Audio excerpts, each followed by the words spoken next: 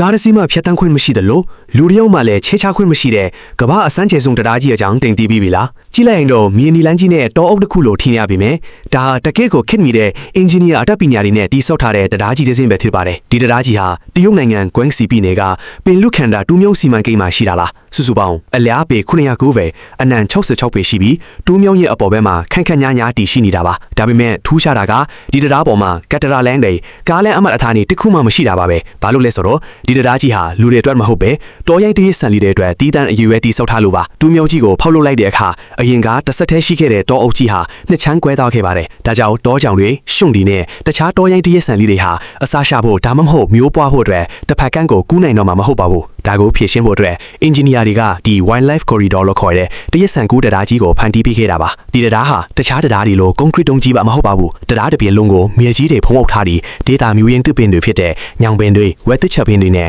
တရက်ဆန်လေးတွေစားလို့ရတဲ့အသီးအနှံပင်တွေကိုစနစ်တကျစိုက်ပျိုးပေးထားပါတယ်တရားပေါ်မှာအပင်တွေဝေးစားနေအောင်ရေလောင်းစနစ်တွေကိုပါထည့်သွင်းထားပါတယ်ဒါကြောင့်တရက်ဆန်လေးတွေဟာတရားကိုဖြတ်တန်းတဲ့အခါလူလုတရားကြီးပေါ်ရောက်နေတယ်လို့မခံစားရပဲသူတို့ရဲ့တောအုပ်ကြီးထဲမှာပဲဆက်ရှောင်နေရတယ်လို့အေးအေးချမ်းချမ်းရှိနေမှာပါတဘာဝပတ်ဝန်းကျင်နဲ့ဤပညာကိုအခုလိုလလပပဖောင်းဆက်ထားတဲ့ဒီစိတ်ကူးလေးကိုသင်တော့ဘယ်လိုထင်လဲအမြင်လေးတွေကို comment မှာရေးပေးခဲ့ပါဦးအခုလိုစိတ်ဝင်စားစရာဗီဒီယိုလေးတွေဆက်ကြည့်ဖို့ကျွန်တော်တို့ channel recaps လေးကို follow လုပ်ထားဖို့မမေ့နဲ့ဦးနော်